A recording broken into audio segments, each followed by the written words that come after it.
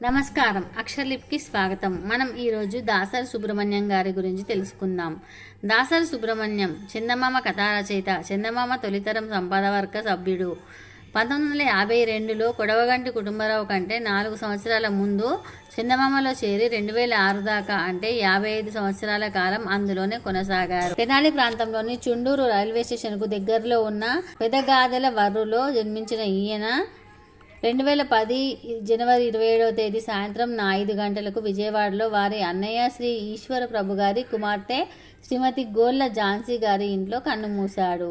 పెద్దగా చదువుకోకపోయినా నిరంతర అధ్యయనంతో పెద్దన్నయ్య ఈశ్వర ప్రభు సాహచర్యంలో బాల్యంలోనే తెలుగు ప్రబంధ కావ్యాలు, పంచతంత్ర కథలు, కథా సరిస్సాగరం వంటి పుస్తకాలను అవపోషణ పట్టాడు.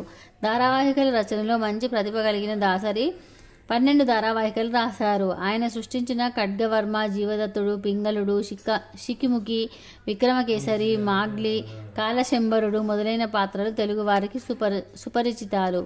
చందమామలో చేరకముందు ఆయన కమ్యూనిజాన్ని, హేతువాదాన్ని అధ్యయనం చేశాడు. 16 ఏళ్లకే కమ్యూనిస్టు ఉద్యమంలో పాలుపంచుకున్నాడు. జైలుకు వెళ్ళాడు. బోధన్ చక్కెర కర్మాగారంలో, మహారాష్ట్రలోని ఆంగ్లేయుల సైనిక శిక్షణా శిబిరంలో కూడా కొద్ది రోజుల పాటు పనిచేశారు. తర్వాత ఆ ఉద్యోగాన్ని వదిలి పాండిచ్చేరికి చేరుకున్నారు. అక్కడ అరవిందాశ్రమం ప్రెస్లో తెలుగు కంపోజర్గా, ప్రూఫ్ రీడర్గా పనిచేశాడు. మెల్లమెల్లగా పత్రికా సంపాదకులతో పరిచయాలు పెరిగాయి. వాటి ప్రభావంతో చిత్రగుప్త, తెలుగు స్వతంత్ర, అభిసారిక వంటి పత్రికల్లో సాంఘిక కథలు రాయటం అలవాటైంది. అప్పుడే చక్రపాణి నుంచి పిలుపు రావడంతో చందమామలో చేరాడు. అక్కడ చేరిన మొదట్లో సాదా కథలతో సరిపెట్టుకున్న ఆయన రాజారావు ఆకస్మిక మరణంతో ఆయన రాస్తూ వచ్చిన సీరియల్ విభాగంలో దాసరికి అవకాశం వచ్చింది. ఆయన రాసిన మొట్టమొదటి సీరియల్ తోకచుక్క. అది బాల సాహిత్య చరిత్రలో సంచలనం సృష్టించింది. ఆ తర్వాత మరో 25 ఏళ్ల పాటు ఆయన ధారావాహికలు చందమామలో నిరాటంకంగా ప్రచురితమయ్యాయి. వ్యక్తిగత కారణాలతో 1978 తర్వాత ఆయన సీరియల్స్ రాయడం మానుకున్నాడు. ఆయనకు కుటుంబం అంటూ ఏదీ ఉండేది కాదు. చందమామ ఆఫీసు ప్రాంతంలోనే గది తీసుకొని ఒంటరిగా ఉండేవాడు.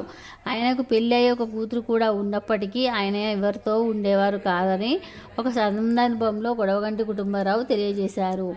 ఇక ఆయన రచనల గురించి తెలుసుకుందాం. చందమామలో తోకచుక్క, మకర దేవత, ముగ్గురు మాంత్రికులు, కంచుకోట, జ్వాలాదీపం, రాకాసిలోయ, పాతాళ దుర్గం, శిథిలాలయం, రాతిరథం, యక్షపర్వతం, విచిత్ర కవలలు, మాయా సరోవరం, భల్లూక మాంత్రికుడు అనే రచనలు చేశారు. ఆ తర్వాత బొమ్మరిల్లులో మృత్యులోయ, శిథిల నగరం, మంత్రాల దీవి, గంధర్వ నగరం, సర్పకన్య అనే రచనలు చేశారు. యువ అసలు పేరుతో అగ్నిమాల అనే రచన చేశారు. అలాగే స్నేహబాలలో మాయా గంధర్వుడు అనే రచన చేశారు. ప్రమోదలో కపాలదుర్గం, తర్వాత మిలియన్ జోక్స్లో మాయాద్వీపం, సాంఘిక సీరియల్ నవల అసలు పేరుతో ప్రచురించబడిన తొలి రచన సినీ తార దుర్మరణం ఆంధ్రప్రభలో ప్రచురితం అయింది. ఇక సాంఘిక కథల గురించి తెలుసుకుందాం. ఇవి అపరాధ పరిశోధక నవలలు.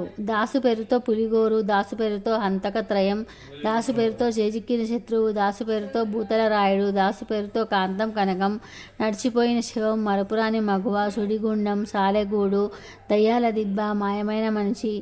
ఇక భవానీ ప్రసాద్ పేరుతో కత్తి పట్టిన కపాలం, దయ్యం చేతి కత్తి, బొమ్మ తెచ్చిన భాగ్యం, నకలు హంతకుడు. అలాగే సుజాత పేరుతో అజ్ఞాత శత్రువు, అంతు తెలియని హత్య.